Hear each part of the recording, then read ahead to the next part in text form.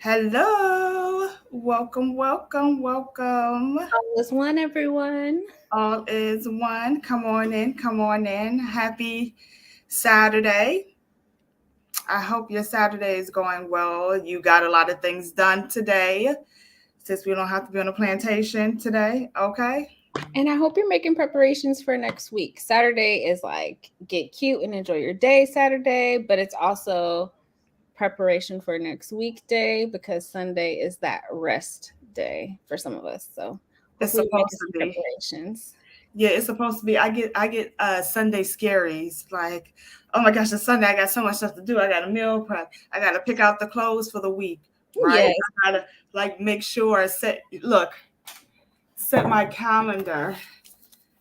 I ain't gonna tell you what month this is because I really don't be using it like I should. But my calendar, right? So this is the Sunday scaries. Okay, it's like, oh, let me get my agenda together. All Okay, is one, Ia. all is one, Iya. All is one. Everyone, come on in. Come on in. We're just having a little small talk while people gather Mhm. in. Yes, definitely. I definitely know about the Sunday scaries though. Sunday is typically my first day of work for the week for me because I started taking Fridays off to Ah, do other stuff. So Sundays, I typically will like work the afternoon time, have my morning for rest and preparation, and then like do a couple hours in the afternoon. But if I can, I'm not doing nothing. let me tell you, okay, it is the day of rest. It is, but that's how it used to be in my house. Like my mom would be like, "Don't get up ironing no clothes. Do that on Saturday. Iron all your clothes out and your pillowcases too, because old school black mamas that you gotta iron the sheets and everything." I'm like, Everything. who laying on these? Like, and who's going to see them? Who's coming in your bed? Okay. Hey, So we don't know. People be astral projecting. We don't know. We don't know who be visiting us in our sleep. let me tell you, if you astral projecting to me, I'm pretty sure the wrinkleness of my sheets are the last thing you coming to see. Okay. Okay, but with that being said, all is one reflections, all is one. I am Priestess Omo Shule. I am one of the goddaughters of the Reverend Priestess Oshun Funke Iyanifa, the beautiful Reverend Priestess Oshun Funke Iyanifa. And I am also a staff member at the Orisha Hoodoo Institute. I am a admin in the Orisha Hoodoo Institute Facebook group. You probably see me around. And we are here today with the lovely priestess. You want to introduce yourself? Hello, all is one, everyone. I'm Priestess Olaia Ifesha Abi. I am one of the Orisha Hoodoo Institute's initiated priestesses and also a longtime student of Reverend Priestess Oshun Funke Ianifa. Hi, everyone. Okay, so today, as you know, we are going to talk about self love and career. So, if you are just now joining us and you've missed the other lives that we've had shame on you, shame on you. Now I'm playing. Welcome, welcome, welcome. Okay, so we have talked about self love and parenting, self love and relationships. Thank you, self love and relationships. So go back to either the Facebook group or our personal Facebooks and YouTubes and check out our videos because there's more where that came Mhm. from. Okay. Definitely. I think if we did self love, period, just like talking about self love, period, and then we did self love and parenting. This week, we're talking about self love and what that looks like with our careers. And then we have a few other episodes that will be coming up in the coming weeks leading up to our 21-day self love ritual. So we'll be talking more about that a little bit later. So let's talk about how we implemented self love this week, Priestess, because we all know we're human, right? We have human experiences, even though we are goddesses, but we still have human experiences on this plane. So, how did you implement self love this week? Okay. So this week, because I'm so in tune with myself, I needed a day for myself. So I took a day where I was not on mommy mode, where I did not go to work at all. I used the PTO and I just really just got my surroundings in order, really just like poured into myself, just did nothing. That's what I wanted to do, nothing and sleep. Okay. So I had had like a day off in a while just to do that. So I was like, I feel, I feel the jitteriness coming on. So I know myself. Let me go ahead and take a day off. So I took a day off and it was good. So it recalibrated me for the rest of the week. For me this week, I implemented self love by implementing a morning bath. I typically take like a shower in the morning, or in the evening time. But one thing that I've just been really focused on is recalibrating my whole daily schedule. And the morning times is really, I used to dread the mornings because I felt like that was the only time I needed for sleep. And I shouldn't be doing anything too early because what for? And then I went to the phase of the early bird gets the worm. And now I'm still at the early bird gets the worm, but the early bird is also up and praying. So it's like, this week I implemented a morning bath, like first up in the house, got the hottest water. It was quiet, still. It was beautiful. And I plan to continue to do that. So how did it set your tone? Like, all right, so did you notice a difference? How did you feel once you were done? Do you feel like your day was more productive? You were more at ease? Because maybe I need to start implementing that. But that means I would have to get up like 5 o'clock in the morning. So I did actually notice a difference. So typically, with a shower, it's like for some people, I like long showers, so not so much hustle bustle, busy, busy. But some days it is like that. So you get in the shower, get out the shower, get dressed, go about your day, right? But when I do baths, and depending on the bath that I do, I like to air dry. So it kind of gives me time to ease into my day instead of feeling like I really need to rush into my day or going where I need to get to or that a meeting that I have, right? So it made me feel like I really had complete control over my day and how my day got started and what I set the tone for my day because I was relaxed, already prayed up, meditated up, protection up, like all the things. And I was able to just ease into my day. It was beautiful. I love that. One day I would love to like just have the time. And it really means just me, being disciplined to wake up early enough. But I do know, like today, I didn't have to go to work. So today is Osha Ifa. So, I did what I had to do and, got myself was really had the time to recalibrate. Cause I know in the morning it's kind of like, I got my alarm set for like 5 o'clock to like 6:45. Okay. And it's like always pressing snooze. Okay. But it felt good to really do my things and my spiritual workings and my spiritual regimen besides, the morning ignition, like in the morning time, So one day when I work for myself, I'll be able to control my schedule. Okay, we'll talk more about that later. But when you're on other people's time, you have to be, more strategic. So I like that idea. Okay, Egg Bay.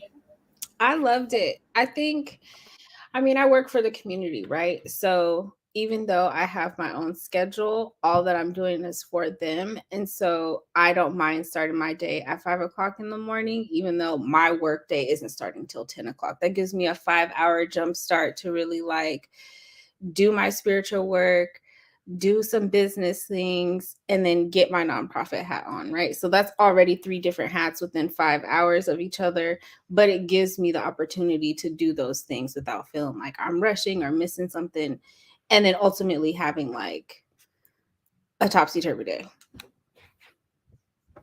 Amen. I share you, Babo. Thank you. Okay. So where are we jumping into now? So we talked about the recap, and we talked about how we implemented self-love this week. Can anyone that's on this live, you could put it in the chat, let us know how you implemented, how you practice self-love this week. It doesn't have to be anything extravagant. It could have been like, I don't know if this self love, but you could have been like, I had a cigarette because I needed it. It was either the cigarette or, or Miss Shirley on the job. Okay. So if you would like to share, let me know, how did you practice self love this week?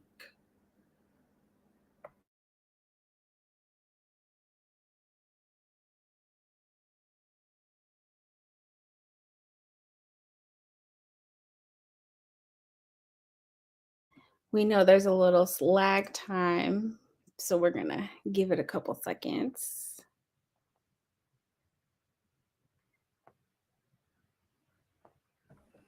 And you know what? If you haven't practiced self love this week, guess what? You got next week. Okay. Actually, you Mhm. got tomorrow. So implement it tomorrow. Okay. Don't wait And till today, well, tomorrow is next week, technically. If you want to be technical, I'm like, well, priestess, you said, don't be all up in the chat to tell me that. Okay. I just realized it. But, or you could start tonight. I got a fresh retwist for my locks. Oh, hold on. Can I pin this? Oh, I can. Haha. I got a fresh retwist for my locks and a new style I never tried before. It made me feel good. Okay, I don't know who this Facebook user is. Is that Omo Jolie? Is it Priestess? maybe because she sure was looking like Big Mama, like, Let me tell you, I love that. Okay, it's nothing like, as especially as a black woman. I'm speaking for all black women out here, but like me, especially as a black woman, there's nothing like getting your hair done. Okay. Even my daughter, when she get her hair done, she gonna cry in the process. But then afterwards, she like, oh, it look good. She be in the mirror and stuff. Got the baby edges.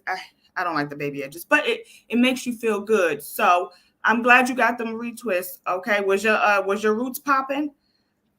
Those who know, I used to have locks and I used to get my hair twisted like every 6 months.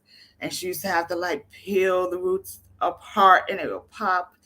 I got that Negra here. So very thick course. But yes, all right. Who else? Facebook user. If you're watching from Facebook, please allow StreamYard to know who you are so we don't have to call you out by Facebook user. So they Yeah. said allowing myself to sleep as my body says being narcoleptic is difficult and I have to remind myself to be kind. So called a therapist yesterday. Those are all wonderful things. Rest is resistance. That book is amazing. You make sure you guys go out and get that book. Rest is resistance. It will change your life. Who is that? Who that by? Let me get it. One sec. Okay.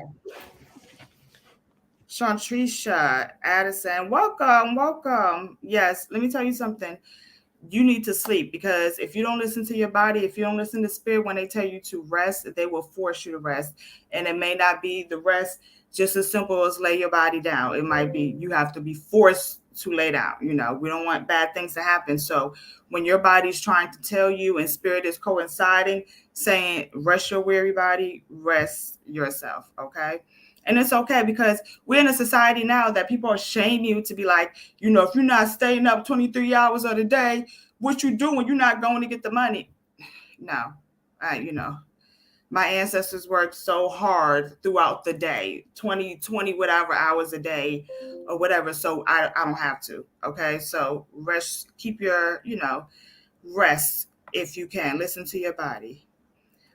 Um, okay. Kamisha, I might be saying it wrong. Kamisha. I dropped them kids off at the babysitter and called off work and went to see Rob Wave. Then the next day I called off again, went to see Sexy Red. All right, Ski. All right, so you know what? Sometimes you gotta drop them kids off, because let me tell you, if anybody call it, my daughter's aunt called this weekend, was like, they want to do some Halloween stuff. Can I can I come get her? Tell me when. When am I going? When are you coming? Okay, how long? When should I expect to magically appear again? Okay, don't tease me with a good time. Okay, so yes, how was the concert? How was it? All right, so I'm telling my age. I've heard of Rob Wave, but I'm not. I don't think I'm familiar with his music. I'm probably is. I probably am, but I just don't know who it is. And then Sexy Red. You just know the name. Okay, was it Ratchet? Was it good Ratchet? I like good Ratchet. But I don't want to have to worry about getting pew pew. I want to have a. I don't want to be knucking and bucking. Okay, so that is right. And I hope that you enjoy every minute of it. I hope that your babies were taken care of, mishaps or anything. Okay. Am I not Shay? Okay. Oh, Rod Wave. Oh, yeah, I do know who that is. Don't let me start singing this song, but my daughter knows who he is. Okay. All is one, Princess Ifa Pamele Omuware Ogbanyomi. Okay. Pretty sure my book is at the office. Your book said not today. You're not gonna find me, okay? Isn't that always how it happens? You can look at something, and then when you're like trying to reference it and pull it out, you're like, it just grew legs. Maybe it don't want us to know. It don't want to be on camera. We didn't ask them. We didn't ask the books for permission. Okay. But it is Trisha Hershey who is the author. Okay. Okay. And It what is is the name of the book called? Rest is Resistance. It's basically just a book about how implementing rest in our lifestyle is actually productive to the lifestyles that we want to live, and it's not counterproductive. So as a Black woman myself, working myself to the bone was the original narrative, right? So I'll rest when I die, right? That's an example. But um that's that's not necessarily how we will get to where we want to be, because we could do all this great things and die by the time we actually do like accomplish our goal and not actually get to enjoy it because we didn't implement rest into any of the things that we're doing, right? And our bodies need rest. We need time to rejuvenate. Our minds need rest, time to rejuvenate. So this book is revolutionary in the way that unlearning that work yourself to the bone and learning implement rest. Let me tell you, okay, I wish I would have had that book 10 years ago, okay, because I used to have two jobs, at one point, three jobs. I had three jobs in high school, okay? But that I think because I was just like I wanted money and I was in survival mode and I used to always say I rest when I die. Okay, and now I'm like, no, I need the rest. Okay, I want to be able to have a job where I could just rest frequently. Okay. So um balance. If we work hard, we should have days where we rest hard as well. And that is true. That is, like I say all the time, when y'all get to heaven and y'all can, tell God, y'all be like, oh, Princess Omoshula says she don't believe in long suffering. Okay. I don't believe in long suffering. Okay. I'm going to live my life and have joy here. I'm going to work hard because it's mathematics. What you put out is what you get back. Right. But it doesn't mean that you have to suffer. You might have to make sacrifices with some things. Okay. So instead of like, traveling, taking this weekend vacation, I need to take the money and pour it into my business, so I can start getting that revenue in and stop, talking about it, but be about it. So sometimes there is sacrifices that you have to do, but that don't mean that I got to work myself like a mule. Okay. My ancestors did it, so I wouldn't have to do it. They paved the way for me. And I'm going to keep it there because I can just go on and on and on. Okay. Facts. Okay, so I dropped the name of the book. It's Rest is Resistance by Trisha Hershey. Um, so Priestess Omoshule, let's let's let's get this self-love intersection career going. What career field are you in? Okay. So how do I want to say it without, so the plantation that I work on, I do my 9 to 6 that I do that pays, the little bills. I work in energy. So I work in climate change. So we do test studies and write not articles, but basically research based information that publications that we put out to help with climate change, global warming. We all know that it's real. So that is the career field that I am, but I'm working my way to become a full-time priestess. Okay. So yeah, I'm in energy, climate change. Climate change is real. Don't let people, it is October 28th and it's 82 degrees outside in Washington, D.C.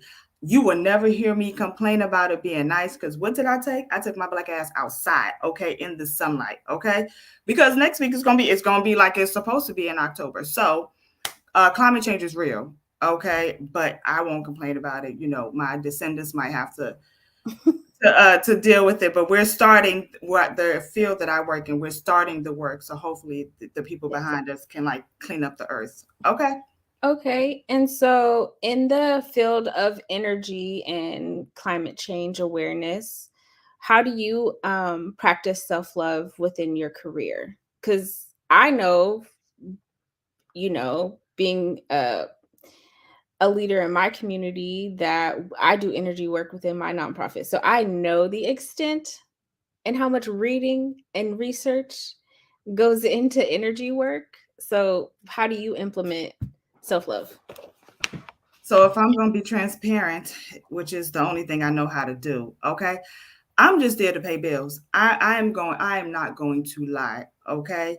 I know that this is a job that I'm in until I am able to have my own business and thrive in my business. So what I do in this field, and for those that y'all know my story, I was unemployed for a minute. So I knew I didn't want to go back to social work because it was going to take me out. It was going to take me under. Okay.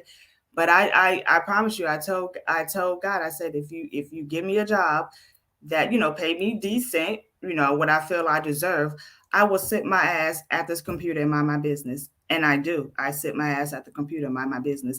I don't go to like extra. I say no. I say I've learned to say no. My job, they have a lot of like happy hours and things of that sort. And especially if I'm having like it's been one of those days, I don't want to spend my extra hours out of work looking at you. So I say no. I When I feel like it's becoming too much, because these are people that are passionate about this, where I'm just here because so I won't get fined until I go to the next step. I know people are passionate about it. So when I realize it start getting a little bit too intense, what am I going to do? I'm going to work from home if I can, or I'm going to take a day off like I did, this past week. So yeah, I've learned that my obligation is to 9 to 6 do what I am hired to do, make sure everything is, my job is up to par, and anything extra, depending on who's gonna be there and depending on when the ancestors guide me, I might say no and I might say yes. So that has really helped me as far as like my self love. I just say no, no. That is the number one thing I think we can do in our careers, is learning how to practice using no in situations and projects even that we don't really want to participate in, is practicing and using that word like, no, I think I'm okay. Like, no thanks. But let me tell you something, okay? Okay. What's that? When depending on where you work at and stuff and who you work with, child, if you say no, you would think that you stepped on a crack and broke their mama back. Okay. No, in some Good. places are just like, I think I told someone no one time. I promise you, because it wasn't in my job description, like for real, for real. I promise you that no went to, oh my gosh, Priestess on with shoelace feeling overwhelmed, and I was like, where the hell did this come from? Like, so even though I get backlash a lot in my job, I've learned how to say no, because if not, you're going to be doing things that you really don't want to do. And then, people can run over you and bully you. And, one thing I don't like is a bully, not in the workplace. I don't like adult bullies. Little kid bullies, we could kind of mold them and teach them, rough them up a little bit, make examples out of them, call your little cousins to beat them up. But adult bullies, they're a little harder to navigate. So when you say no to them, it's like, whoo, okay. I definitely have said no a couple times and definitely caught the shade. But I'm unapologetic about saying no. Especially, okay, so my line of work, I do community development and community organizing, and that requires being in the community a lot. So I be outside sometimes, and sometimes I am in my little den, like a little panther, tucked away somewhere. making preparations, you know, because practicing that no has saved me on so many occasions. But also saying no sometimes will inflict the wrong type of harm on people. And it's like it's a self-inflicted type of thing. It's not you're actually inflicting that harm on them, they're inflicting that on themselves, and it's healthy for you but not healthy for them. So sometimes that's the most healthy thing that we can do for ourselves is to say no. Oh, you already know. I wish I knew that 10 years ago. I don't want to say I wish I knew that 10 years ago, but definitely in the workplace, I in my past jobs, places of employment, I come from the field of mental health, social work, okay? And so that's a pretty, intense. And so I learned early on, well, not early on, I wanted to save everybody. But then I learned, don't save her. She don't want to be saved. Some people don't want to be saved.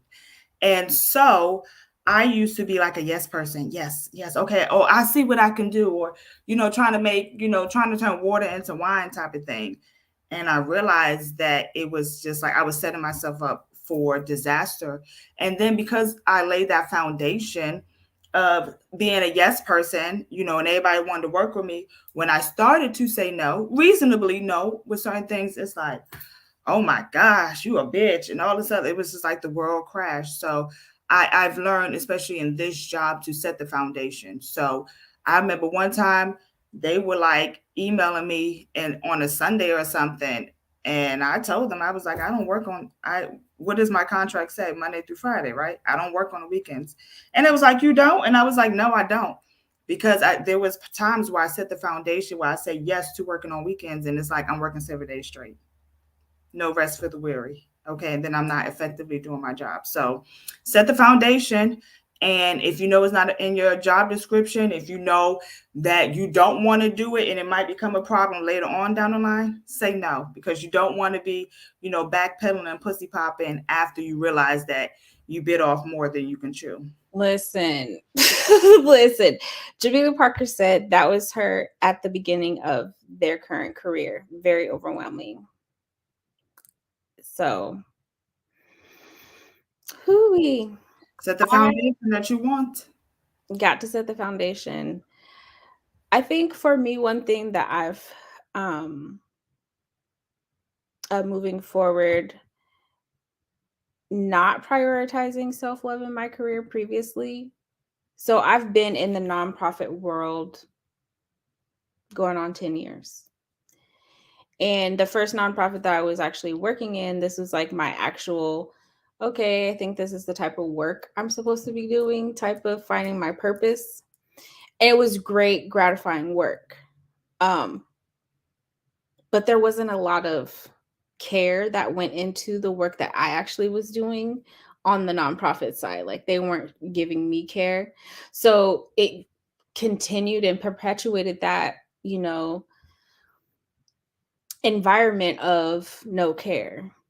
Um and when I lost my father in the beginning of or at the end of 2017, that propelled me into just straight up work. Like it was, there's no care, there's nobody who really is looking out to see like, oh, she just actually lost someone but is out here helping people who are also losing people and helping people who are trying to find themselves. But there was no care for me, so I literally was graveyard. I sometimes would work doubles and triples. So that was a time period for me in the beginning of my nonprofit world of just like, I'm just gonna completely submerge myself into here. They're exhibiting no care, and it's okay because we're caring for other people. But ultimately, I got burnt out and had to go do my own thing because it didn't work out for me. So that's like one, time frame within my life where I'm just like, that definitely was a time frame where self-love was not prioritized or even categorized. Because especially those that,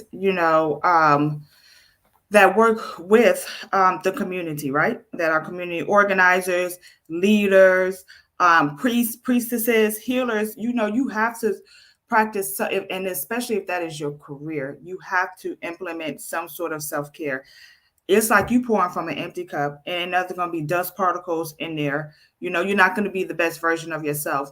And like you said before, earlier in your career, that's how I was. It took me, I was so burnt out with mental health and social work that I just was like, you know what? I just got up one day and was like, I can't do this. I can't. And so, and it's something that I really enjoy doing. But if people don't care, if the quality of service is not good, then of course with the company, they're not going to care about the employees, right? They want numbers, bring that money in, get that billing done. Okay, because Medicaid gotta pay us and all this other stuff. And so we end up pouring from an empty cup, especially, those that are, and so I hope those that are out there are priestesses now, and healers and community organizers that's in the community with the people, because even the people that you can help, they got shit attached to them. If you want to take it a little bit deeper, they got spiritual things going on as well, and so you have to stay protected as well.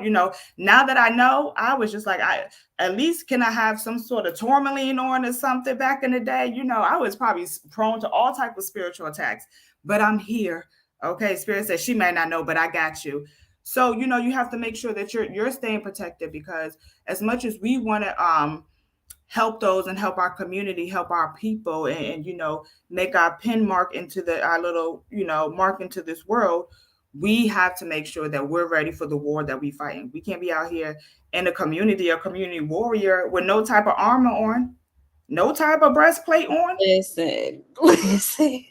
Okay, The okay. type of burnout I experienced went straight into a discrimination occurrence that happened and took me into my doctor withdrawing me from work for 4 months.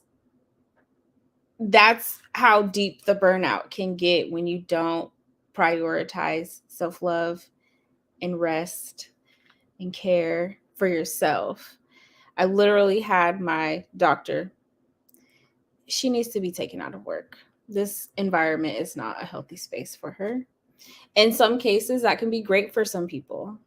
In other cases, that can also be a detriment to your life, right? Because you're not working. And if depending on the, benefits and package that you have, like you may or may not actually be getting paid during that time. So for me, it took me into where I am today. No longer working for white, led, ran, operated, founded, started anything, because that situation, I was completely burnt out.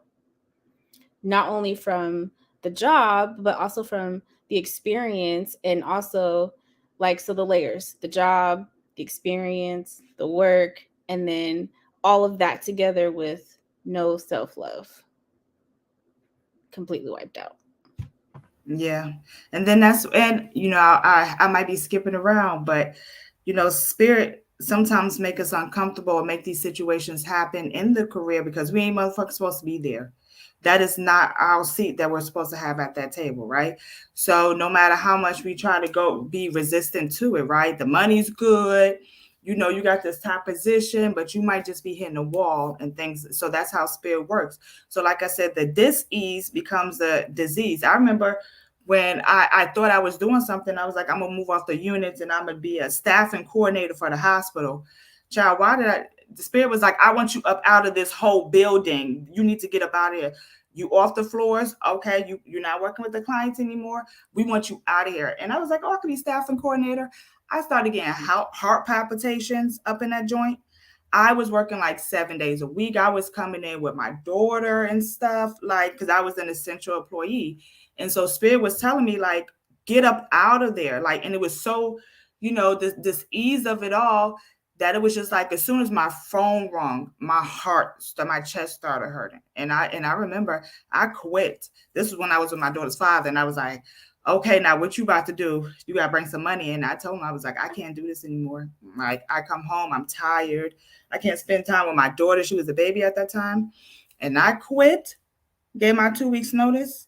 And it was like, is it the money? Y'all can't pay me that much no. Mm-mm.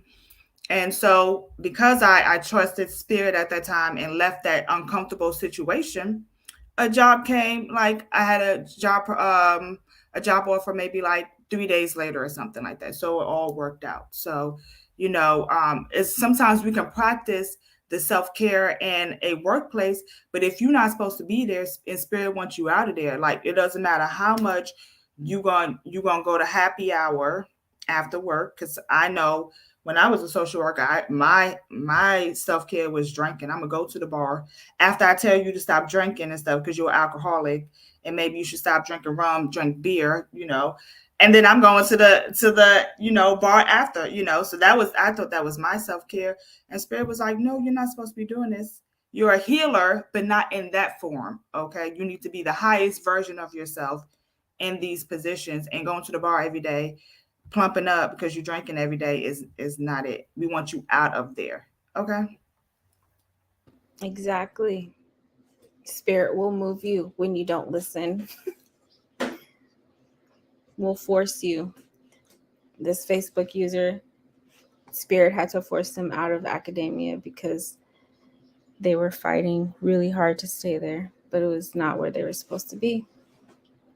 And that looks different. So, what exactly happened, Facebook user? Like, what forced you out of academia? Like, I'm not sure who you are. So, sorry, Facebook user. Allow StreamYard to know who you are so I can call you by name. But it's a big thing. And finally being, spiritually mature enough to understand what is happening when it's happening has also brought me to where I'm at, right? So that experience that I had at that nonprofit gave me a lot of my experience, gave me a lot of my knowledge, a lot of my training and education. But at the end of the day, it wasn't a good space. I had so many other opportunities during that time to elevate myself and my work within that field, but I was so enthralled there that I it bypassed every door that was open for me till spirit was like, "Oh, you want to do this? Doctor, take her out of work. Sit her down." And then when I actually was like, "Okay, time to go back. Let's have a conversation about what happened." And they were like, we're actually not going to do that. You're going to take the job or you're not. And I was like, deuces, peace. Like, that's really, I feel like, a part of where a lot of my, it wasn't during that first year of heavy self-love work that I was doing to where I was like, all right, y'all don't even want to have a conversation about why my doctor pulled me out of work because of what y'all did. Okay, then I don't need to be here because what am I going to do? Right. So that was one of my first, it was a hard thing to do. I wasn't prepared. I didn't have a plan. I didn't have a backup. I had my little yummy eyes inclinations business, still very small, not even fully a year old at that time. And working at a little Black owned dispensary here in Portland. That literally is what I had when I left my job that paid for all my bills. It was a struggle, but spirit definitely took care of me, and I've landed in a position of being an executive director in a matter of years. So, Ashe. Okay. So I want to say two things. Okay. I keep forgetting that you are executive director. Okay, look how the spirits brought you through. Okay, that is one. And I didn't know it was an acronym of ED, right? So Priestess and I like talking, and she was like, "Yeah, I got to do an ED workshop." And in my mind, I'm like, what is like ED, erectile dysfunction? Like what is going on? Like what workshop is that? Okay, but see how spirit brought you through?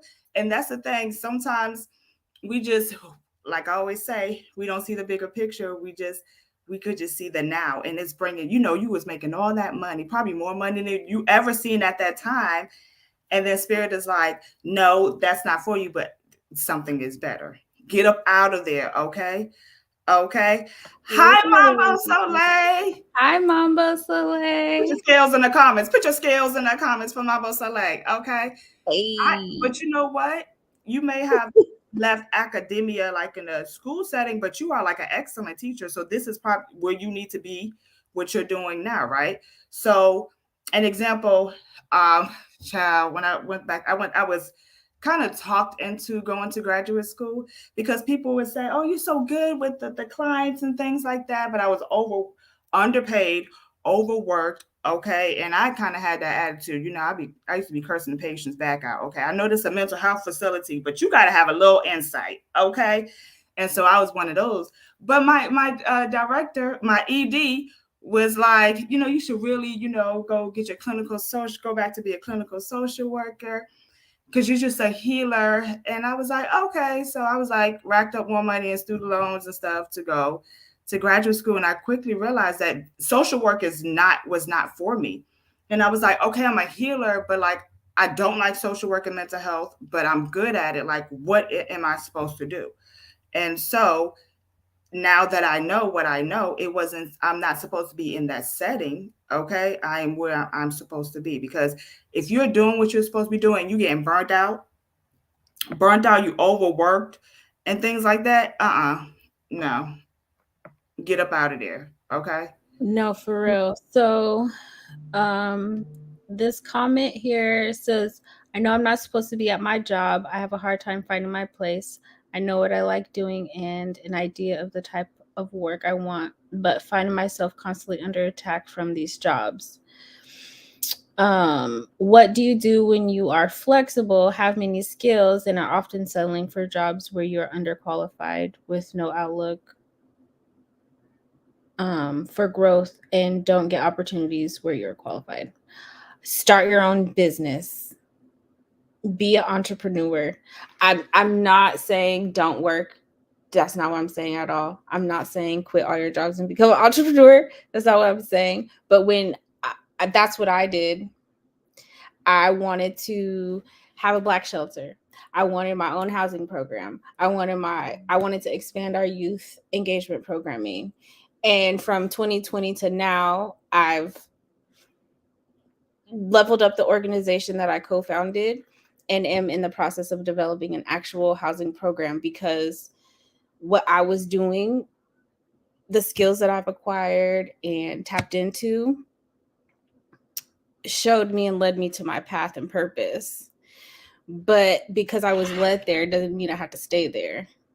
So I just worked my way up into figuring out and learning the things that I needed to bring the programming to the community how I see fit.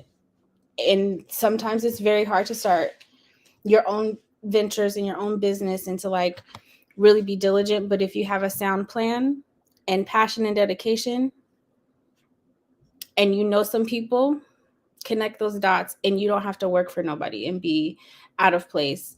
I'm a like as a revolutionary transformative person, I believe in creating our own spaces and I believe in doing the things that our heart desires, but having a plan to do that and connecting the dots because we can't do these things by ourselves. Ia always talks to us about lone witching and how it gets us in trouble and how we could die from lone witching, right? We can die from doing these things in these workplaces that we don't want to be at. So like connect the dots, write your plan, and put it in motion.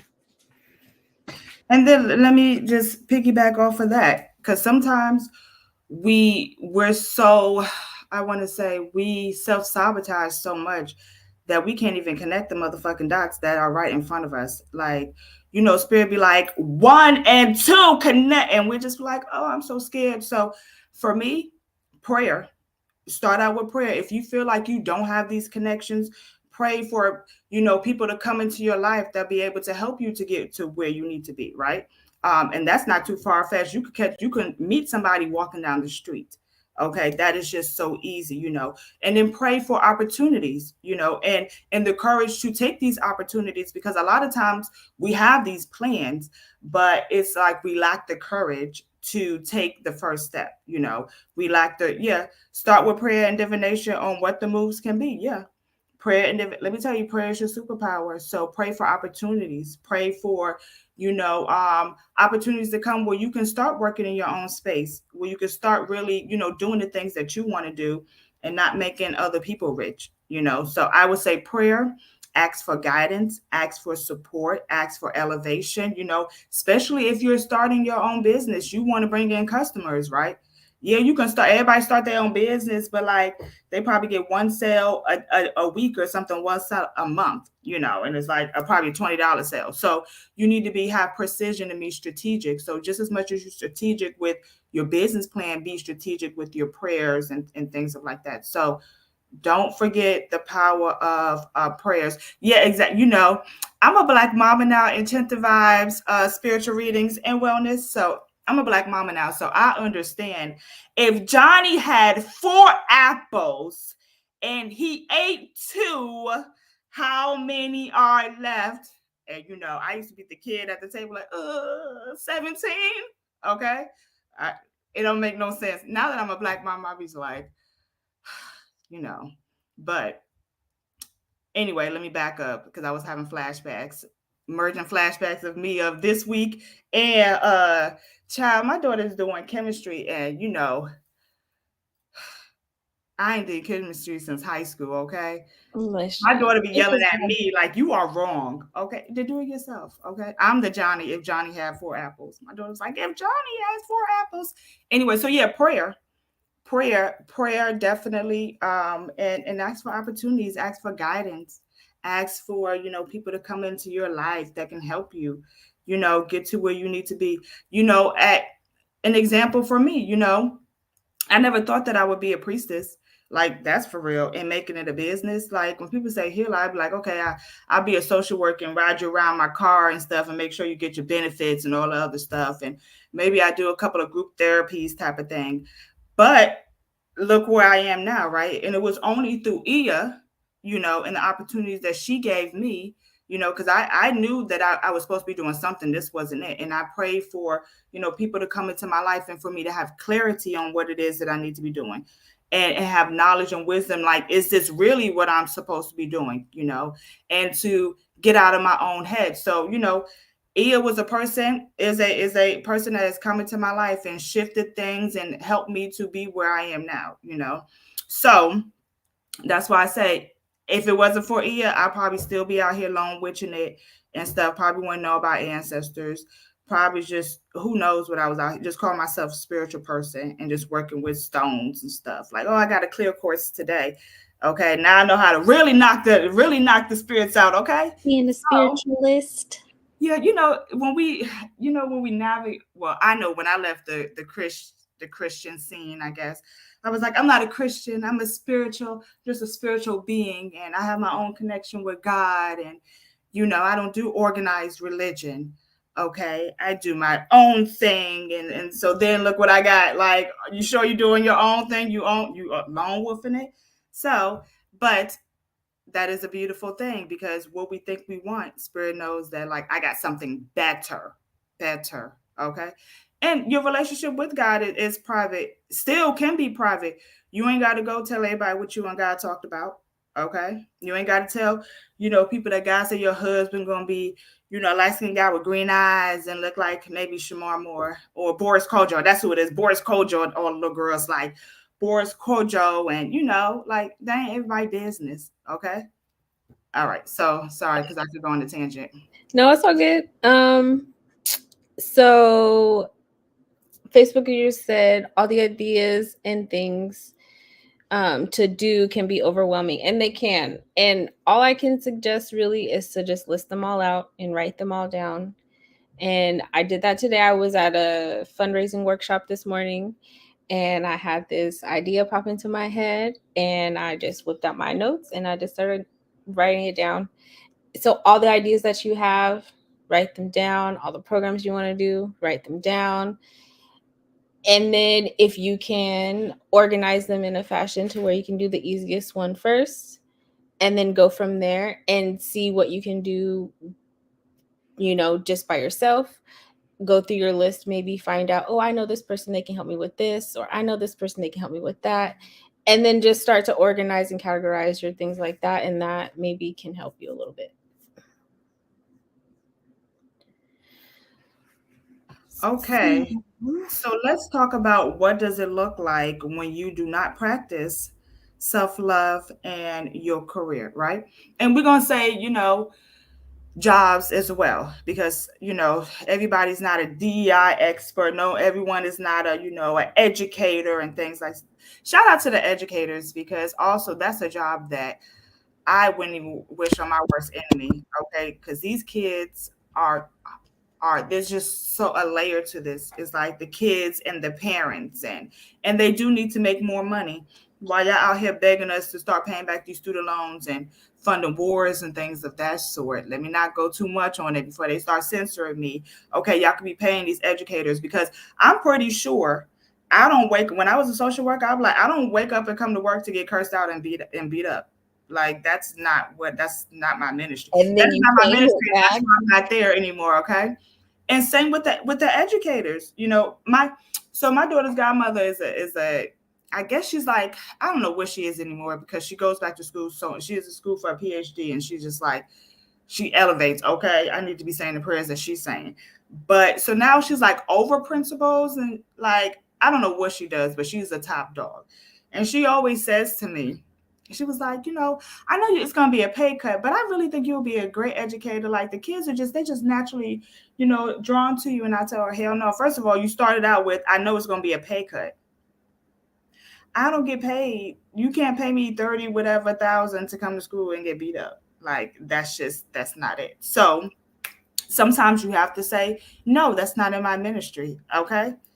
I just saw another video of a substitute teacher having to fight the kid off of him. And I'm grateful that I quit teaching high school before this fight. And your teacher foolishness became popular.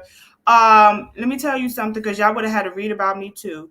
Because no, I so it really does bother me that these kids just have the audacity to think that you can just assault people, because that's what the fuck it is. That's really what it is. You think you can come in my class and disrupt my class, right? Be disrespectful. We're just basic disrespect. And then you want to put your hands on me? Oh, I know. You know what? It's a no for me. It's a no for me. And I just and sometimes the parents are, according to my friend who's a teacher, the parents are just as bad. The parents are just as, the apple don't fall too far from the tree. But I remember one time I was cursing at school. I don't know who went and told my mom, but my mom had rollers in her hair and she put on her little house coat. I lied to you not. And this was like in New York. And I'm standing in front of the corner store, because you don't go home after school. You just hang out with your friends. And my mama yoked me up because I was saying 4-letter words at school. Okay. And she said, I don't know what teacher told. I don't know what teacher heard me and how y'all would even hear me, but they heard me and they told. Okay. And nowadays that you call a parent, the parent gonna curse you out for telling you that their kid is out of pocket. So shout out to the educators, because that is your ministry, and you're probably going to be really blessed, but learn, if you feel like your school don't you know value you, and if you feel like them kids don't value you, get up out of there. Okay.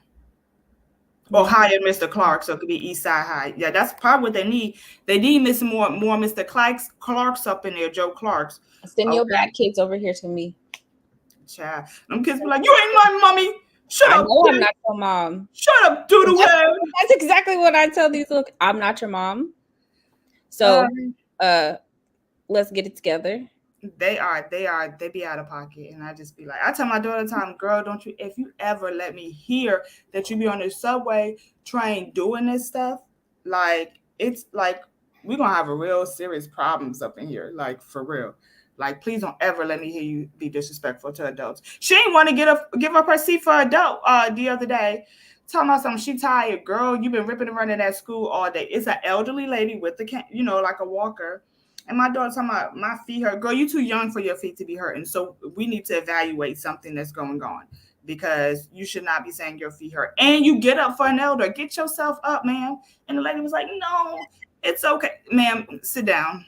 It's okay. Because the next day, they're going to be cursing in front of you. All this other, running you over. Like, we're gonna start with the foundation right. Ma'am, get up. Ma'am, you can sit down. You're welcome. Okay. What the young kids talking about they tired? Tired from what? I bet if it was on Roblox eating them Takis and all them other stuff they eat, they have the energy. But let me not go too hard on the kids. I guess they're a reflection of what we're doing as adults. Anyway, so let's continue because I don't want to go too hard. Like, oh, she thinks she a good mama.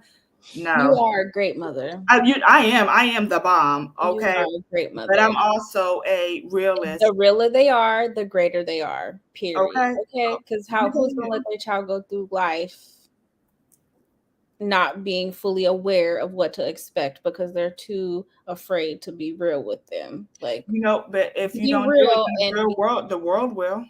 yeah, exactly. And then they will be hurt, and then they will be having grudges against you and feeling Yeah. some type of way against you because you felt like they were too young to know. No, I really and I realize that sometimes as adults, this ain't a self-love and parenting because we kind of going off a tangent. But as a parent, I had to kind of self-check myself. We have to teach kids things, right? So of course, my daughter is not going to know that the tone that she's taking with me is like very like, you know, I would get slapped for less of that just for a look, okay? If my eyes got wide, okay? So you have to teach these children things because I had to tell my daughter the other day, like, girl, I'm not your friend. Like, how you talking to me is like a little bit disrespectful. I understand you feel comfortable, but like, leave it on the motherfucking playground. Don't bring this in the house, okay? Because I'm not your little friend. And I don't know if I told you, I was looking for some shea butter. I was the last person with the shea butter. And so I asked my daughter where it was. And she said, you was the last person. I was like, correct. So let me go look. And I couldn't find it. And so I yelled upstairs and I said, I can't find it. And my daughter said, well, look harder. And I said, I'll be damn. What the? It kind of shook me a little bit. I had to kind of like, girl, what? I was like, first of all, like, you don't talk to me like that. Yeah, I should look harder. You're correct. But like, keep that in your mind. Don't be telling me that. Okay. Because the next thing that they're going to be out in the street embarrassing you. Okay. This is not a self love and parenting. So I forgot the point that I was making. But teach these kids the right way so when they go outside of the house and they're a representation of you, they're not in the classroom acting like a class clown. They're not in the classroom giving the teacher a hard time. The teacher, me and the teacher, we teammates.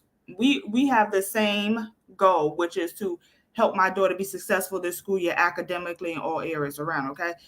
I don't need my daughter jeopardizing what the fuck we got going on over here. Get in the class, sit down, be quiet, keep your mouth shut, sit in the front, and stop giving these teachers a hard time. So shout out to the teachers.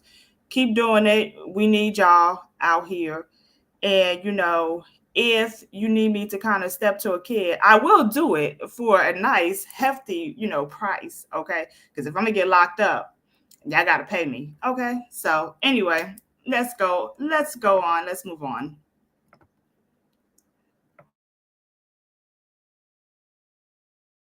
Oh, you're muted, priestess.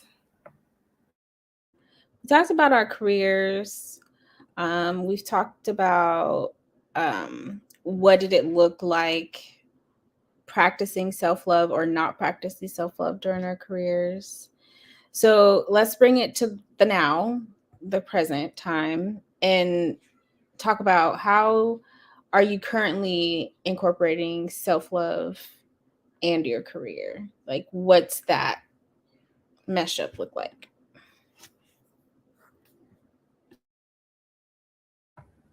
Okay, like I said before, I say no to things, okay? Especially if it's not in my job description.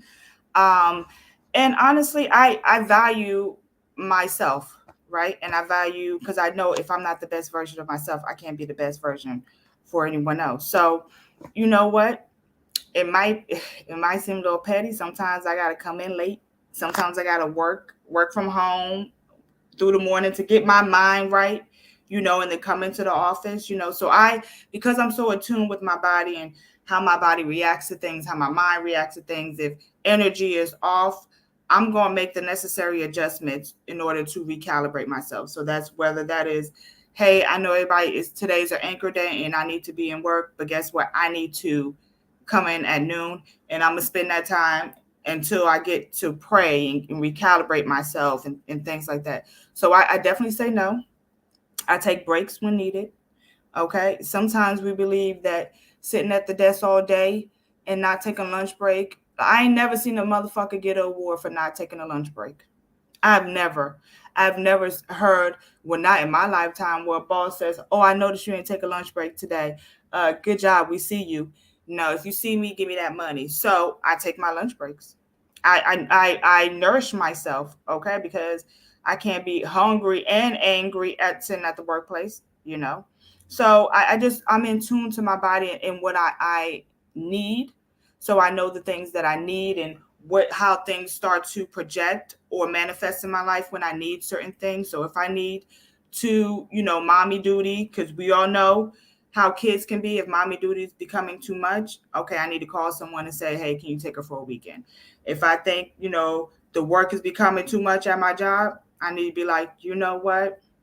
I need to like take a break. So I'm going to like, maybe take a weekend vacation and be off on Monday, that type of thing. So just honoring how I feel and make the corrections and the adjustments that I need in this career while I'm in this position that I am in now. Um, so yeah,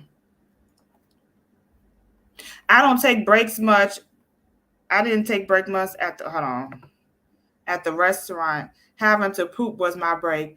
Child, let me tell you something. Okay, ain't nothing like just sitting there like, oh, I gotta go to the bathroom, and then just acting like you have to poop, and I'm like, dang, you was in there a long time, but I'll be in there on my phone, cursing out, reevaluating my life, like, why the fuck I got this job? Okay, but did y'all get free food at the restaurants? I used to work at KFC. That was like my first job. I got fired from that job too, y'all. But I got fired from a lot of my jobs, okay, because I wasn't supposed to be there, okay. Um, but I used to work at KFC, and I used to be like, before I started working, I was like, oh my gosh, I eat KFC every day. That stuff start getting your pores in your hair. They gave us like a 10% discount or something. We didn't get free food. See, yeah, we didn't get free food. They gave us like a 10% discount. But and also too, y'all, I don't know if they still do it now, but they throw that food away. You know how many homeless people would want chicken, KFC chicken? It's not the best chicken anymore, but like, I worked at one restaurant and I was only there for 3 weeks. Exactly. Because people, let me tell you something. People are nasty as hell to servers, okay? And they think that, and I've never been in a service, but I've been in a food industry position or whatever. And people, they just wake up and like, I'm gonna go to KFC today and talk down on motherfuckers at KFC, and which I feel is like so crazy. So I feel like sometimes society has this perception of restaurant workers that they're lower than each other. This is how you can tell how motherfuckers treat other people, how they treat servers. Okay. And do you even want to be around? If you treat a server wrong in front of me, I'd be so mortified. Like I would get up and leave right there. Like we can't even. I don't even want to break bread with your ass. Okay. So but anyway, when I was at KFC, this girl, when I got fired, the lady said, what the fuck she said to me? Um, she was talking to me nasty, and I was like, it's not my job to, something about my job. It wasn't my job. I knew I was telling her it wasn't my job. And so she was like, yeah, your job is to fix my chicken, bitch, or something like that. And I was like, God dang. All right, now today's going to be the day. And so I went over the counter and I got fired. But I was like, God dang, all I want to do is just serve chicken and, get my little paycheck. I was in high school and stuff. You know, when you get a little money in high school, you would be stunting on people when you got a little job in high school. But Spirit was like, you're not supposed to be there because like you about to hurt somebody on a job. Okay. And so but it was like, ma'am, you gotta go. Nope. I worked in one restaurant for 3 weeks and it was Original Taco House, and I just have never had the desire to ever work in food. I've just been in customer service the whole time. So We had employees that lived in shelters that were battling addiction. No one was allowed to go hungry there. And that's what I'll be saying. Like, what are y'all doing with all this chicken KFC? Like, why y'all just yeah, sometimes they would shred it. I'm gonna tell y'all the secret. Sometimes they would shred the breasts and stuff. And some of the chicken they would do it for the barbecue little shredded chicken type of thing or the Popeyes. I don't know if they have it because anymore because ever since they fired me, I said y'all would never get my money, okay? But they used to like throw away a lot of the stuff, and I was like, I know I people would know. love a meal. Yeah. When I worked in the shelters, I would call the restaurants within like a couple block radius of us and let them know, if you guys have leftover food, we got extra people in the shelter tonight. We need some extra food. And a lot of times the local restaurants would bring whatever leftovers they had down to the shelter. And then sometimes, like, just because I was always in the shelter doing this work, blah, blah, blah, blah, blah, blah, blah, then people would be like, oh, let me bring you this, let me bring you that. So I figured out how to get it to feed the folks in the shelters, because a lot of times there's no food budget and there's no food. So in restaurants, I always encourage folks that work in shelters to utilize their connections with the people they know wherever they work, because a lot of food does go to waste and it's just so wasteful. Yeah, I'm just so mortified. Like, just as I don't want to say America, because I'm not that traveled and versed to know like how other countries do. But I remember when I was in Cuba, and we had the food wasn't good in the restaurant, and we didn't eat the food, and people were looking at us like, I can't believe you're going to waste all this fucking food. And I felt so embarrassed. And so then the second time when I went back to Cuba, I realized, I was like, okay, I'm gonna bag this shit up. And then I think throughout the trip, I was like, if I have any leftovers, I'm gonna bag it out and give it out to people. And they was like, and they would take that, okay. And I just felt so bad. I was like, dang, we really wasted all that food, okay. And people are, I see people digging in trash cans and stuff, So, but shout out to the shelter workers too, okay? Because I used to have clients in the shelters, and this was my self care when I was a social worker. They used to be like, "Oh, you need to go to the shelter and take, Tony Montana. That's not his real name, but Tony Montana to the doctor." But Tony Montana is like infested with body lice and scabies, and I'd be like, and how are we supposed to do this in my car that I love, that I pay for? Like, and what's going to happen if there's an infestation? Like, how is that? So I love myself and my health enough, and my daughter rides in this car. So guess what? It's going to be a no. Tony Montana can, how he pussy pop throughout the city and stuff to get his drugs. He can pussy pop to the doctor's office, and we do it. Okay. So I said no. You're not about to infest my car, and then I bring it into the house. So I love myself enough to say no. Okay. Facts. Or I would just be like, can I use the company car? Because a lot of times these places, they be having company cars and they Yeah, just we say no, but I don't. Why? No, in the company car. But then what else happens? Then the company car gonna be infested. And then they well, used to put yeah, like plastic yeah, over it and stuff. They used to put yeah. plastic over. Let me tell you, and that's why I Mhm. just knew God was like, get up out of it. They used to like purposely send me to like the most hood places where I felt like I had to physically fight my way out. Like this job was like really setting me up. Or maybe it was spirit to be like, girl, because we told you get the fuck up out of here. But I remember this one guy had like I was at his door looking through his apartment. You can see the body lice. I mean the bed bugs and shit. And it was like, you gotta take him to the laundromat. So I had to take this guy to the laundromat to have the exterminator come, right? And this man cursed me out the whole time. It was a company car. I said, okay, if we're using a company car, then by all means. And that's the thing, when you work in the community that you live in, I didn't have a washer and dryer at that time. So we went to the same laundromat because that was the closest, but I made sure I didn't use that washer and dryer. Okay. That's a little tangent. But yeah, whoever worked at Burger King, forget Burger King. Okay. Not punishing y'all for Burger King will punish us for taking leftover cooked food. Red Lobster ensures workers do not throw food away if it didn't touch the customer's table because they harvested and allow shelters to pick up. Who Facebook user? You know what? The first one with Burger King, how would they punish y'all? Would they take it out your check? That's why sometimes I'll be like, it's not even coming out of y'all check. Why y'all doing this? How y'all punishing? How they used to punish Illegal. y'all?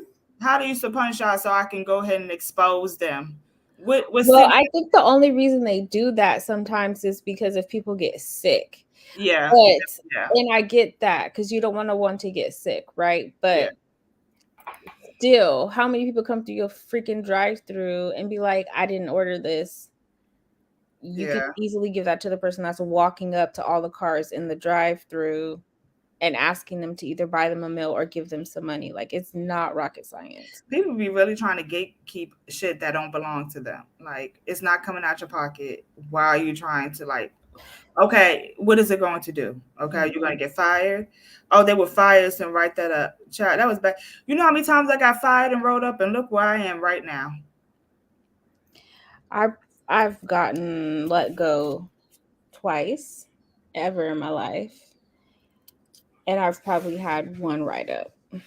But thinking about it, you know, all the jobs that I did get fired from, um, it was because I wasn't practicing self-care. It was usually like, and everything was so intense, and I was just holding things in because I wanted to be a good employee, Yeah. right? And because I wanted to, heal the world, make it a better place for you and me, right? And I was just taking a lot of things, and then usually it'd be like, you know what, fuck this shit. Like, it's usually a big blow up because I allow things to happen. And so now that I'm like more aware of my triggers and things like that, at my job, they don't even know me. They be like, "Oh, they call me a pushover." If you think I'm a pushover, then I am doing my job, okay? Because I am a raging, okay, maniac on any given day. From the time I rise, I'd say my ibashes, and I'm cooled off a little bit. That's it. That's what it is. I'm cooled off by the time I get up in here. But y'all know I wake up with the shit. And so I'm like, if you think that I'm very docile and I'm a pushover, I was like, you know what? I'll take it. You know what? That means that Obatala they are working through me. Okay, because if anybody say Princess on my shoe lay in peace or a pushover, I'd be like, child, what you smoking on? I prefer peaceful to pushover. I'm a Yeah, very I'm peaceful like, person, because I told you I'm very but I nonchalant. definitely am not a pushover. I pick my battles wisely, you know. But that is also, yeah. I'm I a pick my wise battles? battle picker I don't have sometimes. no battles at work because I'm like, yeah, I ain't about to ruffle my Nope. feathers here. I And mean, then being also too, ED, sometimes there are some little battles. You know, there's there some instances where I'll there be like, this person thinks what? Huh? there Are you has been. kidding me? But that comes from me not being, fully prepared to be somebody's boss. You know what I'm saying? And that also is just for me when I reflect on some of the things that I've experienced in the last year or 2 years, even I just think back to some of my own personal experiences that I've had and try and come up with creative ways of dealing with them. But the sad reality is that the way that this dominant culture work world is a lot of the way that we have to sometimes be with our own people because they don't even take the shit seriously. So I practice self-love currently at present by setting boundaries and in my work, because being an executive director, of course, you get the final say so over what happens within the organization. And so I've had to really figure out how to prioritize self-love within the work that I do, because the work that I do is love, right? So boundaries is a big thing for me right now, because I'm trying to tell you, people will try and manipulate you if they can, and they can get away with it. And so I prioritize boundaries as a form of self-love within the work that I'm doing. Like, I'll do this, but I'm not going to do this. And just also for me, because it's been said that I need to operate with more fire in my life. So what I've been practicing lately is, this is what I said and it is what it is. And it's hard, but that's where I have to be at. Like, I'm sorry you feel like you don't want to accept this, but this is the group's consequences. You know what I'm saying? Like, this is a group effort. This is the group's consequences. Talk to your peers. Like, I'm not about to, yeah, nah. I can't keep doing that. It's exhausting. And my shadow's ready to come out. Point blank, period. So a lot of that is just like, it's starting to fade away, and balance is being incorporated because I'm very pleasant, very sweet. I'll pull the dimple out real quick, but like, no, it is what it is. I said what I said. Figure it out. And that's a fact too, because when I transitioned from like uh I was like a clinical milieu manager, so I used to like run a unit, to being staffing coordinator. Like everybody thought I was their friends. I mean, we were cool, but then like, damn, like I'm the supervisor now, so I can't show favoritism and things of that sort. But let's also back up. Another, we didn't even talk about that. Sometimes we limit ourselves because of our self-love in the career, right? Especially as women, especially as Black women. And so something, I ain't gonna do it in my job because when I'm getting up out of there, okay? But for those that want to like elevate in your current positions, how about go for that promotion? You know what I'm saying? Sometimes we don't even express self-love. We don't even show ourselves self-love in the workplace because like how I think, just in this position and the energy position, I'm gonna keep my head down and stay out the way. And sometimes in a male dominated field, because I used to work for the FAA too, y'all, and but that's the Federal Aviation Administration. So federal government aviation, that's a male dominated role, aviation, right? So a lot of times you see like these managers, high up managers, right? Black women, just to be, and so it's a male dominant and white. Okay, so it's not a lot of us in the FA, especially as like high executives and stuff, and deputy, directors and stuff. Um, so sometimes we don't even go for the promotion. We already know sometimes that it's a shoe in that Bill Bob is gonna get this director position or whatever because he a brown nose or he white or whatever. And so sometimes our lack of self love, we don't even go off of we block our own blessings, because what's for us is for us, but how do we know what's not for us if we don't even go out and try, you know? And that's why when I do my self evaluations, five, I'll be elaborate with it. Okay, I'll be elaborate. Hey, you I can't prefer that. I exactly right. prefer you to be like, I'm the best at this. I do this, and this. And I want you to elaborate on all the reasons why you're wonderful because when I go through and do my review and tell you all the ways that I need you to improve, I need you to just look back at all the ways that you're wonderful and then compare it to my list. It's not even going to compare. My list is probably going to be small. You know what I'm saying? Like, just take that, Go for elaborate that. on yourself. Go for. Like, Let me tell you how y'all be on the internet talking shit about I'm the baddest bitch and no bitch can touch me. I look good. Go into the office like that. Go that into the part. nursing. Go into the hospital like that. Okay. Go into, Mhm. because also too, I am the only Black person in my company, so I'm in a white space, right? And so go into that space like, yeah, I deserve to be here as well. Yeah, I am one out of how many people in the organization, but I deserve here just to be as much as you Yep. here. I deserve this promotion just as much. Now I might be bullshitting at the motherfucking job because I'm not passionate about it, but I may not be passionate about it, but I do have pride in my work. And whatever I do, if my name is attached to it, it's gonna be good. Ain't gonna be no foolishness and fuckery. So that's one thing. So yeah, I deserve. Okay. I deserve. So go for those promotions, you know? Yes, definitely go for the promotions and don't be afraid to go for that job that you've been dreaming of or that you've been eyeing at a whole nother company. Like, don't be afraid to do that because they're going to see that chance that you're taking on yourself and apply that to why they should hire you, right? Like, oh, you've been at this job for 7 years. You've elevated yourself within all those roles. There's still room for improvement there, but maybe this other place you're applying for, their values align better with yours. The pay is higher, the benefits are greater. You could be more passionate in your work, right? So don't also take that promotion, but also don't be afraid to go for that job that you want.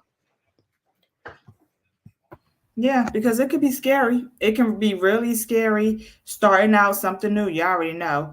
Yeah, don't be afraid to go after them hold on. Yo, okay, first of all, Egg Bay. So I see your post about what was it? The girl said that I don't want to. It was a long post, but it was funny as hell.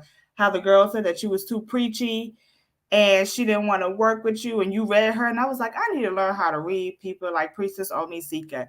She was like, I'm glad that you don't want my services, okay? And so that's another. Don't be afraid to go after those dream clients as well, because you know what? I've suffered enough with with social work clients. As a priestess, I want a certain caliber of clients as well. If not, we'll get there.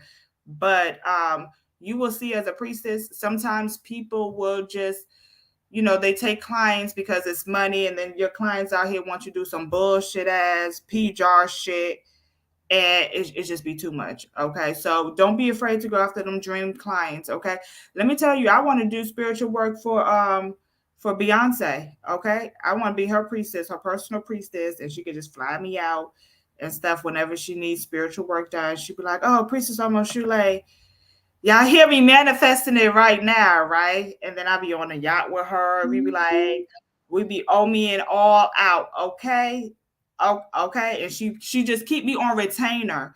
Okay. I want to be on retainer for Beyonce. I want to be on retainer for Barack Obama. I'll be like, Obama, they coming for you. They coming for you, Mr. President. Okay. So having integrity and self-care and exactly. Hold on. High integrity and self-care anywhere. That is a fact. Okay. That is a I'm trying to link up with Erica Badu. Child, let me tell you, Miss Badu, I would like could she be my isn't she a doula? Yes, she is a doula. She is spiritually in tuned, inclined, and connected. She need to That come would do my womb, watch teach my you womb. things. Yes, definitely. I And feel Issa like Rae too. Issa Rae, let me tell you, I like me some Issa Rae. Okay, yes, she black. She for the blacks. Okay. She. I sound so white saying that she for the blacks. She's for she's voting for everybody black. Look at all the blacks. Okay. But look, and that's how it is. And also too, as we elevate in our career, we're supposed to what? Reach back to pull forward. As the Delta say, you bring your people along with you. You said, I'm not talking about nepotism where, she got a GED and you trying to put her as executive director position with no experience and stuff. No shade to the GED, but there's certain caliber. So like, yeah, bring your people with you. It can't be like I got it out the mud, so you got to get it out the mud too. You get blessed when you bless other people as well. So especially if it's coming from the heart. So bring your people forward as you elevate. As I elevate spiritually, I try to tell my siblings certain things and try to give them two tips. Hell yeah, I'm telling my siblings to blow cinnamon through their house. Wash your hands with salt so that you can, because I know that it works. And this is just the introduction, and I want to bring them along for this fantastic voyage. Okay, this journey. Okay, so yeah, bring your people along. And if anybody got Erica Badu contact or Beyonce contact or Issa Rae contact, tell them to go ahead and put me on retainer. And whatever they got, as long as they paying good I money. need Issa Rae to come and do a whole mirror affirmation class, and we gonna be. Cause she be on point though, but she do be on point. But them intrusive thoughts be real as fuck. Okay, I be like, look, but also too, that could be a form of self love. How Issa Rae is hyping herself up in the mirror. Sometimes you got to tell yourself that shit until you believe it, even if you don't believe it. Even if you look like a broke down, crusty eyed bitch, you got all crusty all in your eyes and stuff. You tell yourself, I look good, and you put that on your mama too. Make sure if you put it on your mama and your granny, that's how you know it's true. Okay. But some men be lying on their mama and granny. So I don't know. I don't know if that really holds effect or anything, but I'm just saying. But yeah, talk to yourself in the mirror like that. When you get up in the morning, okay, hating ass Tony at the job, he going for my position. Tony can't do what I do because I'm the best. Okay. Everybody like me. Okay, I get my work done. Tony got boogers in his nose. He got coffee breath all day. Okay, his breath smell like garlic and coffee. Okay, Tony ain't got what I got. Okay, and you go on that job and you show Tony that he can't do what you can do. Mm-hmm. Okay, For real. And celebrate your wins please. silently or out loud. Like, whether it was you killed that presentation or you surpassed your goal or whatever the case is, celebrate that to yourself, with your loved ones, out loud, shout it at the rooftops. Like, do all the above. And when you do that, it encourages you yourself and lifts you up and amps you up to continue to do those things that make you feel great. I agree. Definitely celebrate your wins. Sometimes we don't tell. I have a friend, he's a news reporter. He's an investigative reporter. And he like wins awards and everything. And I see it because he like I don't even see it. He doesn't say. We could be randomly talking to on a conversation. He's like, oh, I won this award. And I was like, oh my gosh, that's so wonderful. He was like, yeah, it's cool. And I was like, first of all, I wish I had a mini award. I just get little completion certificates, okay, employee of the month. Okay, you win an actual award. So celebrate your wins. You ain't got to be, you can humble brag on them. You can humble brag, because I'm pretty sure your spirit's up in heaven bragging like a mug, because a win for you is a win for the ancestors too. So celebrate celebrate your wins. Celebrate. Even if it's a win that you went through the week and you ain't have to curse out Tony. I don't know who Tony is. I really don't know a Tony, but Tony's name is just The like other night, Solange's song. She has a song called If Tony. It Wasn't for Tony. Y'all better stop sleeping on Solange too. Okay. And so, also too, so let's talk about being in alignment. So let's talk about your career and your destiny, right? Because there are some of us, well, not some of us, what we do in life is a part of our destiny, right? So some of us are supposed to be, nurses or doctors. Some are supposed to be like other, like spiritual healers, right? And so my experience, like I said earlier, was that I came through a lot of like brick walls and restrictions and unhappiness and just anxiety and probably low key food addiction and alcohol addiction because I was out of alignment with what I was supposed to be doing, right? And so I thought that social work was what I came here to do because I was good at it, but it wasn't fulfilling for me personally. And so it wasn't until a year later, and I remember I begged God, I was like, show me what it is I was supposed to be doing. What is my calling? What is my destiny? This can't be, the 9 to 6 can't be life where I have to beg people to cover me on vacation, where I got to ask permission when I want to go to lunch or travel or none of that. So I remember asking, God to put me in alignment with my destiny, and then make sure that my financial means are taken care of, because also I want to do what I love, but I also want to make money doing it as well. So being in alignment with your career, because a lot of our careers are tied to our destinies, right?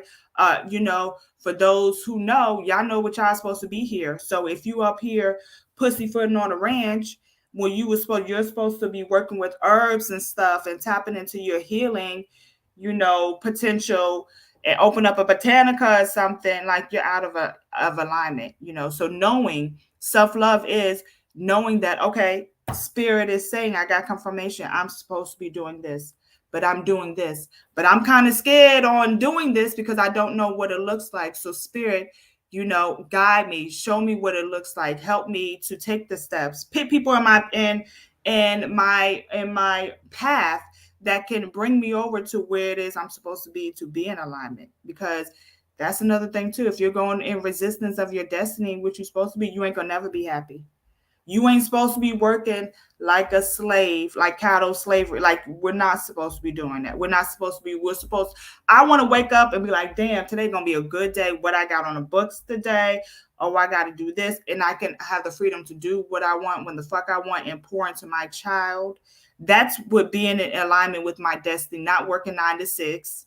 Okay, giving commands for people, talk about blue hydrogen, talking about offshore wind, like when I really want to give to the community. So make sure that what you're doing it is in alignment with spirit is trying to tell you, because obedience is better than sacrifice. You're not being obedient to spirit, then you're sacrificing on the job because of your lack of self-love. I don't think I can do this. Spirit said you can motherfucking do it, so do it. Like, just position yourself to do it. And if you don't know how to position yourself, position your mouth in prayer and just pray. And then spirit will position your feet and position people where you need to be. Also, Okay. you can get a reading. You can get a reading from any of the priestesses at Arisha Hoodoo Institute or Black Spectrum Network who do readings. And a lot of times you can ask questions about your career and get a solid answer. Or if you're in alignment with your destiny, it doesn't even have to be about your career. If you ask the right question, all the answers that you're looking for will come out. So also don't be afraid to get readings to ask questions.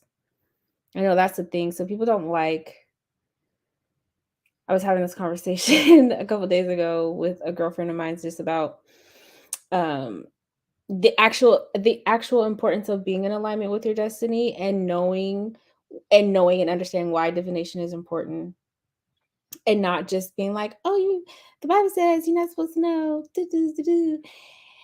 Okay, you can believe what you believe, but also the information is here for you to know and to make good use of it, right? So get a reading as well. That's the option you have. Yeah, and it's not, you know, Spirit is here to collaborate with you. They want it to be as easy as possible. Okay, I have a friend, and I guess he was going through a hard time. It was a while back, and I said, okay, well, do you need me to do a divination? Because usually he'll say, okay, I need you to do a divination. He was like, no, I want to figure it out on myself. You're not supposed to. You can figure it out with Spirit, because guess what? You're thinking about going right here down to the left, and Spirit is probably telling you to stay put and just wait, because you can't see what we're seeing. Like I said, that is how you communicate with Spirit. Lean not on your own understanding. So, there has been times where I've gotten readings and Spirit has warned me about certain things, or Spirit said, push me, like, okay, you're good, but we need to push you a little bit more. This is good, but you need to tune this in a little bit more. Okay. So don't be scared to tap into Spirit. Please don't be scared to tap into Spirit Please don't. and get a reading, because Spirit is not here to work against you. They want the same for you. Okay. Fact. Everyone's it's really one band, one sound, but only one motherfucker on earth, okay, that is out of tune, okay, because we forget what we agreed upon when we said heaven. Now we reincarnate with the foolish and fuckery, and we forget. And so everybody else in the spirit realm are like one band, one sound, and then they be like, "Look at this motherfucker down here. Look at it down there. Look at that." Then we tell her to leave that job. Then we tell her to leave that man alone. Okay, that But baby, that he also, ain't about to be a part of the family. No. and then also, I think for me, one thing just in my year of elevation that I've been having this year, I think one thing that I've really just like taken into account even more deeply is just that the reason why we listen to spirit. Like, not, it's not for superficial reasons. It's so that you don't make those mistakes and you don't have to renege, you don't have to retract, you don't have to double back and do all that. Like, we don't hustle backwards, we hustle forwards, right? So wherever we was before, we're not going back there. So being able to connect and listen to spirit for me is preparing me for the long haul, right? Like, I'm in community work, I do community development. But who knows? I might decide I need to get out here and be some political person pushing transformative work. Who knows? But I'm being prepared to do all of the things that destiny sees fit for me. And that's coming from spirit and listening. So if you know what spirit is telling you and you're not listening, then you're going to have to do some switching up on how you're operating and doing things, because what does Ia say? It's better to not know and not do than to know and not do. So And also go where you are celebrated, not tolerated as well. Sometimes you want to work in this big Fortune 500 company because of the name, and you're just working because of the name, and they treat you like shit, or they don't respect your ideas, or they put you down. And any idea that you have, they're like, well, no, Tony, I don't like it. But then, Tony A took the idea, So I've also learned, really go where I'm celebrated. I you don't have to pat me on the back every day for doing good work, but just at least acknowledge that I am doing work, and I am my efforts and my work here, my print here is being noticed and appreciative. appreciate it. So because sometimes companies like, we just got to get the money in, we got to do this and that. This is what you here for. Ain't nobody tell you that you ain't got to be all up on me and stuff, but also appreciate what I'm doing. I'm getting paid to do it, but shit, appreciate it that I'm doing it too. So go where you are celebrated, not tolerated. That is another thing that you can practice self love in your career. Definitely. There's a lot we talked about this evening. All necessary, all relevant. Rest is resistance. Go get that book and read it. It will change your life, especially if you have 2 or more jobs. I mean, I just have the nonprofit. My business took a backseat this year, but it's making its way back up. But rest is definitely in my equation. So, Rest is definitely in my equation. I don't know how I'm gonna get it, but I'm gonna get it. Okay. Okay. And rest and honoring myself and my body and what my body needs. Do you understand? Because we not, we ain't the Tin Man. You can't just put a little oil in us and we all good. Okay. So honoring myself. And I like what you said, Priestess, as well, about setting boundaries as well. No is a no. I can't do that. No, it's after hours. No, I don't want to go drink with you. No, I can't get you this extension because I told your ass 2 weeks ago it was due and you was bullshitting, and now you about to fuck up everything we got going over here because you ain't do your job. Have it into me by 5 o'clock. Thank you. Okay. literally, it's been a rough week for me. I've had to be that person, and that's not who I am. But I'm getting there, though. So, you know. Yeah, with the balance, just make sure you have precision And with the things that yeah. you're saying. Mhm. As an ED, Yeah. as a you are a Lita, okay? So yes, okay. Very, very, very. Thank you, everyone, for joining us tonight. We have just one more quick little thing we wanted to announce and talk about. Priestess Omoshule and I will be hosting a 21-day self-love ritual starting the week after Thanksgiving on Sunday, the 27th, I believe. Um, this self-love ritual is everything that you need and you didn't know you needed. This is how you gonna get all the things right. You got to start with yourself, right? It starts at home first, so we start with self. The 21-day love ritual is gonna encompass so many things, and I hope that you all are ready. Start getting ready. Start looking for an altar if you're our altar space if you already have one, and there will be more to come. Yes, and be on the lookout. We're going to start once we have the flyer, so you can register. Let me tell you, like Priestess said, it's going to be transformative. You don't even know that you needed it. Okay. Start with self. What the old people say: sweep around your house before you start sweeping around others. Okay, especially if you are in the field of service. Or even if you are a parent. Sometimes, like we talked about, self love and parenting. Sometimes, as parents, our self love goes to the back burner because we have to take care of the children. So, this 21-day ritual is going to be beautiful. We're expecting and happy to see all of you guys. Please make sure you register. Just be on the lookout for it in the Facebook groups. We'll be advertising it once we have the advertising ready. And anything else you want to say, Priestess?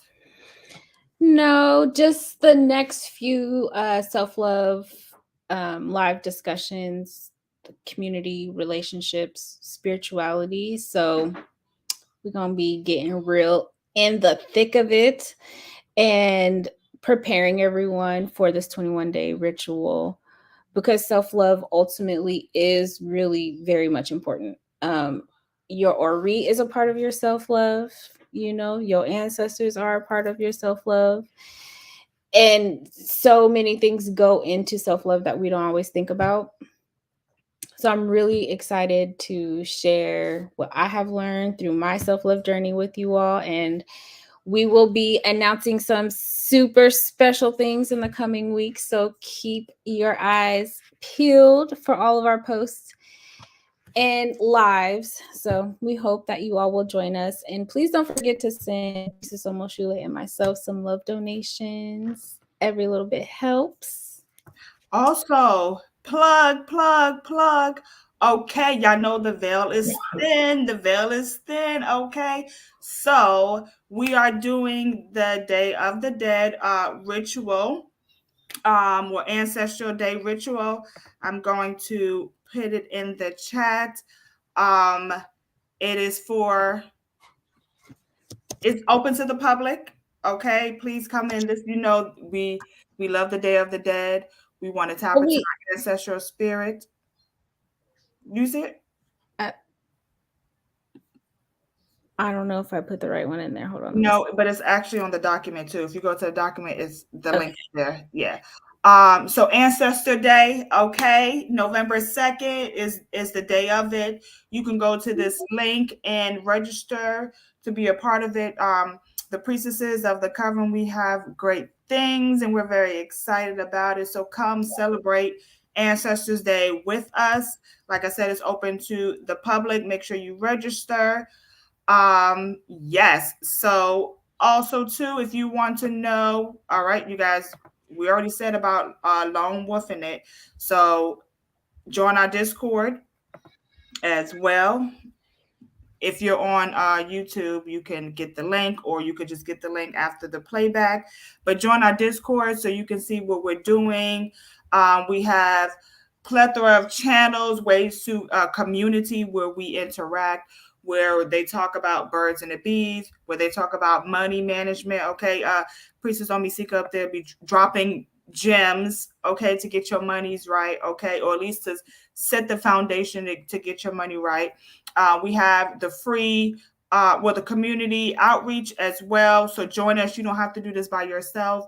Come in and tap into a community of women, Black women that, and priests and priestesses that are really concerned about the community and the elevation of our Black people and stepping into our power. Okay, really make sure you step into this is the time that we step into our power and take what's ours. Okay, and this ain't no cult type of shit. This is just some real shit. Like, step into your power. You don't I wouldn't have imagined that I would be in right where I'm at right now if I haven't joined the I'll probably still be trying to figure out my way. But I'm surrounded by a group of priests and priestesses that are knowledgeable, have an idea like Priestess Ola is. I got this idea about the self-love. What do you think about a priestess? And I'm like, oh, that's a good idea. And we were able to collaborate and just make this beautiful gift that we're giving to you guys. So join our Discord and so you can see what's going on as well. If you want to know what's going on with the coven, go to orishahoodoo.com. Okay, we have in-person retreats, plant medicine retreats. We have a couple of things that we're doing for the new year. Am I seeing you the new year? Are you coming the new year? Maybe Yeah, I, boo. I'm okay. gonna be there. I'm about to So be at New live. Year, we gonna be getting our stuff together for the new year, bringing in the new year with good energy, positive energy, under the tutelage of the Reverend Priestess Oshun Funke Yanifa. Okay, and if you've never been to any of our in-person retreats or programs, then you missing out because it's a whole spiritual vibe and a good spiritual vibe. Okay. Facts. So go to orishahoodoo.com to see what we're doing, and book a reading with us. You can go look at the priestesses and see what we have to offer, the class that we have to offer. Also tomorrow I'm teaching a class on how what is the class? Oh, how to manifest the vacation you desire. That's part 2. If you missed part 1, then you should definitely check it out. Go get it because you don't want to be, at the end of the year, you got 10,000 vacation days because you don't take vacation because you like, oh, I don't know. I have to, this work has to get done. So go to omoshule.learnorishahoodoo.com and book my class so you can learn how to manifest the vacation you desire. Okay, you working for 75 years, ain't take no vacation, and then guess what? You done died at the computer at the workplace, and what they gonna do? Uh, move your corpse out within 30 minutes and replace you within an hour. Okay, so come learn how to manifest the vacation you desire, so you can take a vacation when they start acting out on the plantation. Okay, I know I said a lot, but go to orishahoodoo.com, see what we're doing. You can get the link for Discord there. Join like-minded individuals that's gonna help you elevate. Like Priestess Omisika, she is magnificent. We're learning, things that's outside of what I've been exposed to, and building on our ancestral power. So, come build our ancestral power for your people.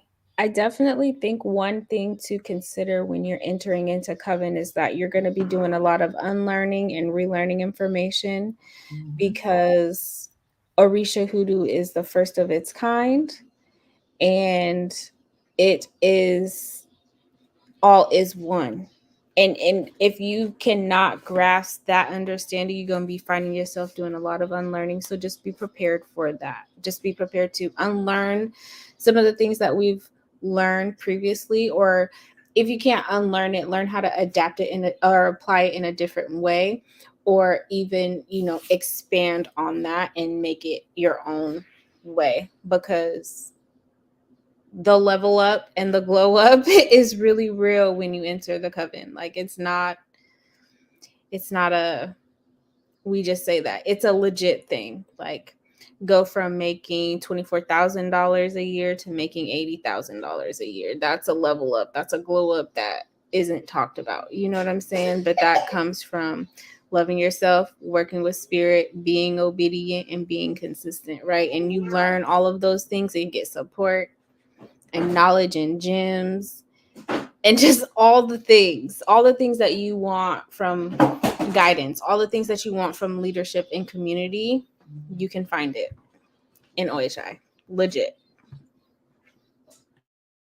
Yes, priestess, it's levels to the glow up. Sure it did. Okay, sure is. Amen. Ashe Ayibobo. Okay, and the only thing you have to do is just start, and then just be committed. This is your journey. This is your journey.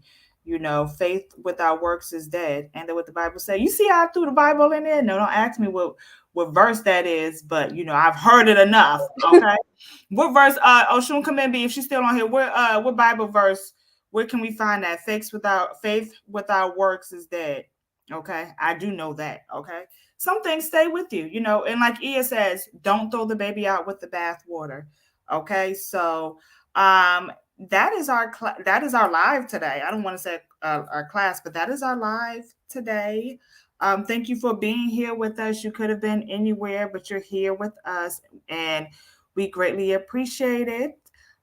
We don't take it for granted. I really hope that everyone are implementing little ways of, self love, um, to help transform your life. You know, don't small. Nothing is too small. Whether it's, you know having a banana for the day because you like banana, but the kids eat all the bananas, and you like, no, this is my banana for today. The kids will, So yeah, so and also too, we are having a Eleke ceremony in December. You can also go to orishahoodoo.com, or these beautiful, beautiful beads that you see us have. They are tuned to certain energies that's going to help transform your life, get you in alignment. We are all about being in alignment. So when you're in alignment, your finances look good. When you're in alignment, your spirituality looks good. Your health looks better. Your kids act right. You understand what I'm saying? The bitches on the street leave you alone. When you are in alignment. So this is just, it's a baptism. It's your introduction. And so you can learn about that at orishahoodoo.com. So look forward for that as well. And that is our live. Thank you for joining us, and catch us next week. We are talking about self love and community. Okay, community. We talk about community a lot.